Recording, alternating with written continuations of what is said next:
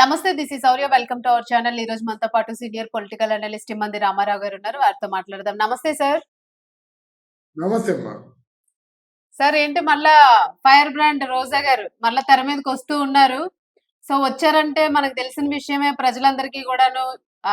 ఆవిడ ఒక్కసారి ఓపెన్ అయ్యారంటే మాత్రం ఇంకా ఏకధాటిగా దానిలోంచి ఏమొస్తాయి ఏంటి అనేది తట్టుకోవడం కాస్త కష్టంగానే ఉంటుంది జనాలకి. సో మరి ఇప్పుడు అంటే కంప్లీట్ గా డైరెక్ట్ గాను పోలీసులు ఏ నుయ్యో గొయ్యో చూసుకోండి అంటూ కూడా కొన్ని పదజాలాలు వాడారు ఆవిడ. సో మీరేమంటారు సార్? అంటే మళ్ళీ ఏంటి ఇప్పుడు మళ్ళా ఆవిడ మళ్ళీ ఏంటి తెర మీదకి రావడానికి గల రీజన్ ఏంటి? ఇంకేదైనా మళ్ళా ఇంకా ఇతర ప్లాన్స్ ఉన్నాయా? మళ్ళా వీళ్ళకి ఏదైనా వర్కౌట్ చేయబోతూ ఉన్నారా వైసీపీ తరఫు నుంచి? ఇక్కడ వైఎస్ఆర్ పార్టీలో రిమోట్ జగన్మోహన్ కంట్రోల్లో ఉంటుంది. ఆయన ఏ బటను ఆ డబ్బులు వేసేవాడిని అని చెప్తాడు కదా, అలాగే ఏ బటన్ నొక్కినట్టయితే రోజా బటన్ నొక్కితే రోజా మాట్లాడాలి, పేరుని బటన్ నొక్కితే పేరుని మాట్లాడాలి. ఈ బటన్ నొక్కుతాడన్నమాట. అలాగే ఇక్కడ అంబటి రాంబాబు అంటే అంబటి రాంబాబు మాట్లాడాలి. ఇలాగా కారుమూరి వెంకటరెడ్డి ఈ మధ్య తెచ్చాడు. అర్థం పర్థం లేకుండా, చదువు సంధ్య లేకుండా నోటుకు వచ్చింది మాట్లాడేవాడు. రాజకీయం మాట్లాడే ముందు కొంత చరిత్ర తెలిసి ఉండాలి. చరిత్ర సర్వ సమగ్రంగా తెలిసి ఉంటే గాని రాజకీయ ప్రస్తావన చేయకూడదు. అభాస్పాలు అయిపోతారన్నమాట. అటువంటి వాడు కారుమూరి వెంకటరెడ్డి. గట్టిగా తిట్టడం రాజకీయం కాదమ్మా. రాజకీయం అంటే ఎవరికి రాని ఉత్తమోత్తమైనటువంటి ఆలోచనతో కూడుకున్న అంశం రాజకీయం. అది. అందువల్ల ఇటువంటి పరిస్థితుల్లో ఈయన తాలూకు జగన్మోహన్ రెడ్డి గారి తాలూకు అక్కడ ఉన్నటువంటి వారసులు అనాలా, లేకపోతే వారి బలగం అనగాల, ఏమనాలో మరి తెలియదు. కానీ వీళ్ళందరికీ ఎవరికి బుర్రకాయ లేదు. అందరికీ డబ్బులు ఎక్కువైపోయినాయి. అంటే డబ్బులు ఎలా ఎక్కువైపోయినాయి? 4-5 తరాలకి సరిపడే డబ్బు సంపాదించేశారు. అందరూ ఆల్మోస్ట్ వేల కోట్లలోనే ఉన్నారు. కనుక వేల కోట్లలో ఉన్నోళ్ళకి ముందు బుర్ర పనిచేయదు. జనరల్గా ఫస్ట్ డబ్బు ఎక్కువైపోతుంది, బుర్ర పనిచేయదు. రెండోది ఏంటంటే కళ్ళుకి కూడా సరిగ్గా కనిపించవు. తనకంటే పెద్దవాళ్ళు ఎవరైనా ఉంటే కనిపిస్తారు. కానీ నేను చెప్తుంది సత్యం. నీకు 1000 కోట్ల రూపాయల ఆస్తి ఉందనుకో, ఆ పని మనిషి నీకు కనిపించదు. ఆ పని మనిషితో మాట్లాడాలన్నా మీ ఇంట్లో ఎవరో అందరికంటే చిన్న పని మనిషి ఎవరో ఆ పని మనిషి చెప్పి ఆవిడతో చెప్పంటారన్నమాట. ఇటువంటి వ్యత్యాసాలు వస్తుంటాయి. జనరల్గా డబ్బు చేసే పని అది. ఇక్కడ ఏమిటంటే రోజాకి ఎలాగుందంటే ఆవిడ వేసే నగలు, ఆవిడ కట్టుకున్న చీరలు, ఆవిడ సంపద, ఆవిడ వాడుతున్న కారు చూస్తున్నాం కదా. ఎక్కడ పిన్నెల్లి రామకృష్ణారెడ్డి తాలూకు ములాఖత్తు కోసం వెళ్ళి మాట్లాడిన తర్వాత సహజంగా బయటికి రాగానే ఎవరైనా జర్నలిస్టులు తన కోసం ఉన్నారా లేరా అని చూసుకుంటుంది. ఒకవేళ జర్నలిస్టులు రాకపోతే కబురు చేస్తుంది. నేను పలానా చోటకు వచ్చాను, నేను చాలా మంచి మ్యాటర్ చెప్తాను రండి అని చెప్పేసి. అలవాటు తనకుంది. తీరా వచ్చిన తర్వాత ఏం మాట్లాడింది? ఏదో ఒక జోకు వేశాను అనుకొని ఇక్కడ ఉన్నటువంటి పోలీసు వాళ్ళందరూ కూడా నీళ్లు లేని లూజులో పడి చావమని ఒక సలహా ఇచ్చింది. మరి అంతకుముందు వైఎస్ఆర్ పార్టీలో ఉన్న పోలీసులందరూ పోలీసులు చేత నువ్వు చెప్పులు మోయించినటువంటి సందర్భం మర్చిపోయేవారు కదా. నువ్వు పోలీసులతో చెప్పులు మోయించావు, బ్యాగులు మోయించావు, బరువులు మోయించావు. నిజంగా నీ చెప్పులు మోయడం కంటే ఆ నీళ్ళు లేని నూతులో పడి చావడం మంచిది కదా పోలీసు అయిన పాపానికి. నువ్వు చేసిన పనులన్నీ మర్చిపోయి ఇటువంటి శుష్క అంటే ప్రేలాపనలు అన్నమాట. నిరర్థకమైన ప్రేలాపనలు పేర్లెట్టితే ఏమవుతావు అంటే నీ పట్ల ఉన్నటువంటి ఆ 1% సింపతి కూడా కోల్పోతావు నువ్వు. ఒక శ్రీమూర్తిలాగా ఉండాలి, లేదా అట్లీస్ట్ ఆడదానిలాగా ఉండాలి, లేదా కనీసం చీర కట్టుకున్న దానిలాగైనా ఉండాలి.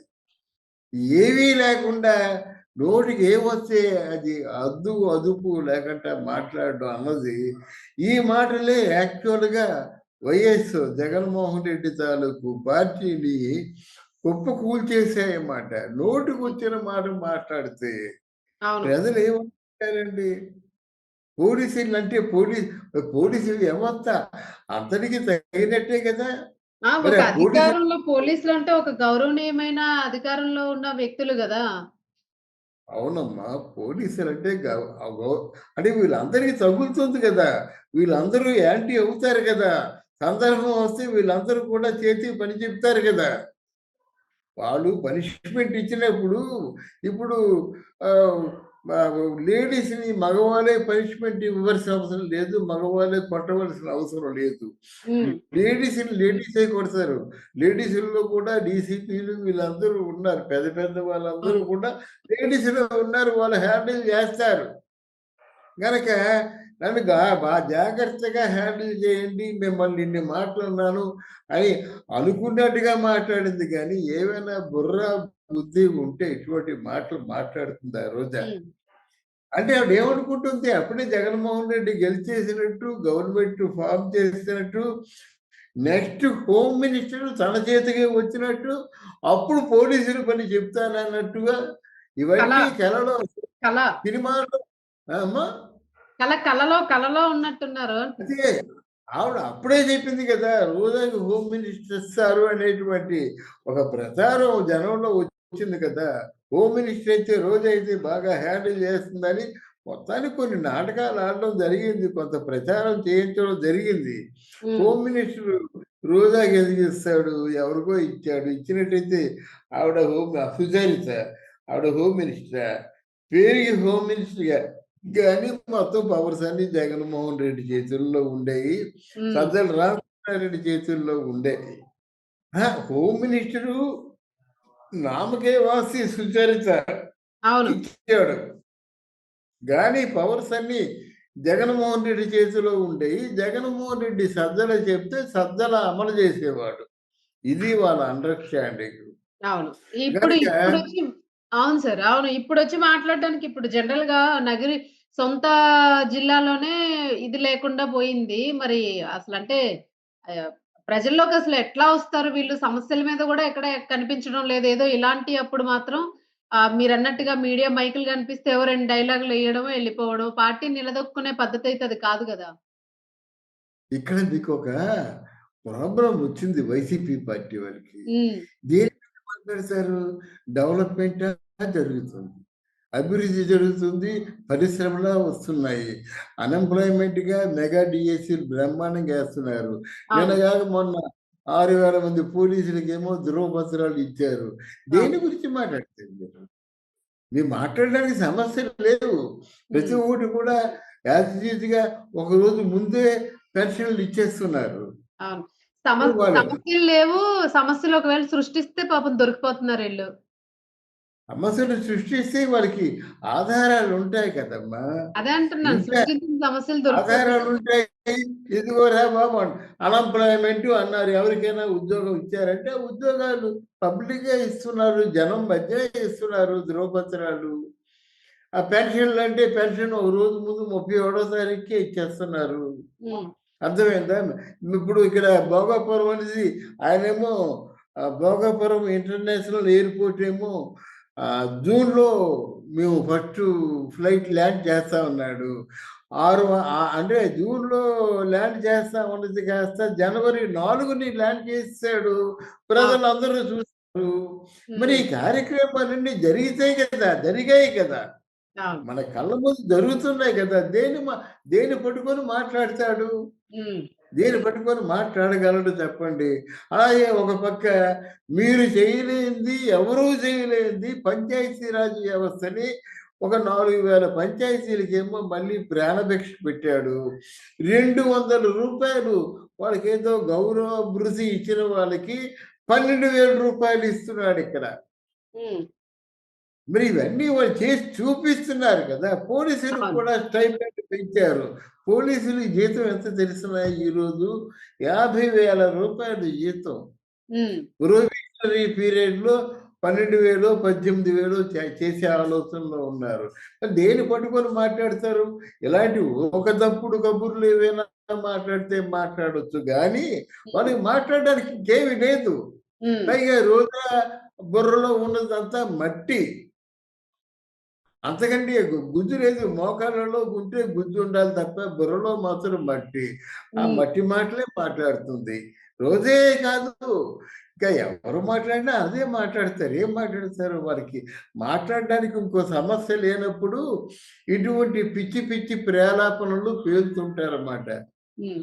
ఇప్పుడు నేల లేని నూతిలో దిగి చావమని ఆవిడ చెప్పడం ఎందుకు? ఆవిడేమి కన్నదా? అదే గదా! పోలీసు ఆవిడ పెంచిందా? ఆవిడ మోచేతి కింద నీళ్ళేమైనా పోలీసులు తాగుతున్నారా? ఎవరైనా ఒక పోలీసు నోరిప్పి "నీకెందుకమ్మా అంత కష్టమైపోయింది? అదేందో నీ పిల్లలకి చెప్తే బాగుంటుంది కదా!" అని ఒక మాట అన్నారనుకో, అవును. నీళ్ళ లేని నూతిలో దిగి చావమని మమ్మల్ని ఎందుకంటావమ్మా? నీ చేతికి నువ్వు తిండి పెడుతున్నావు. నీ చేతి కింద నీళ్ళు తాగుతున్నారు. నువ్వు పోషిస్తున్నావు. నీ పిల్లల్ని దూకమని చెప్పు. లేతే నువ్వే పడేసేయి. అంటే ఎలాగుంటుందో ఒక్క క్షణం ఆలోచించాలి. అలాగ అవును. అనమని నా ఉద్దేశ్యం గాదు. ఒకవేళ ఆ మాట అంటే తన తాలూకు మనోభావాలు ఎంత సుందరంగా ఉంటాయో మరి ఆవిడ ఆలోచించుకుంటే మంచిది. అంతే సార్. అంతే. దీనికి ఎందుకంటే నోటికి కట్టడి వేయమని గతంలో గూడా చెప్పి సలహాలు చాలా మంది ఇచ్చారు. నోళ్ళకి కట్టడెయ్యండి వైసీపీ వాళ్ళందరూ గూడానని. అయినా గూడా మరలా వాళ్ళ ధోరణి అయితే ఏం మారలేదు. సేమ్ ఏదో కొంచెం పదవిలో లేరు లేరు గాబట్టి కాస్త తగ్గింది గానీ, బట్ ఆ ధోరణి మాత్రం ఎక్కడా గూడా అంత మారినట్టు కనిపించడం లేదు మనకి ఈ రోజు రోజా గారు చేసిన వ్యాఖ్యలను బట్టి గూడాను. Right sir. Thank you sir. Okay అమ్మా. రైట్ అమ్మా. రైట్.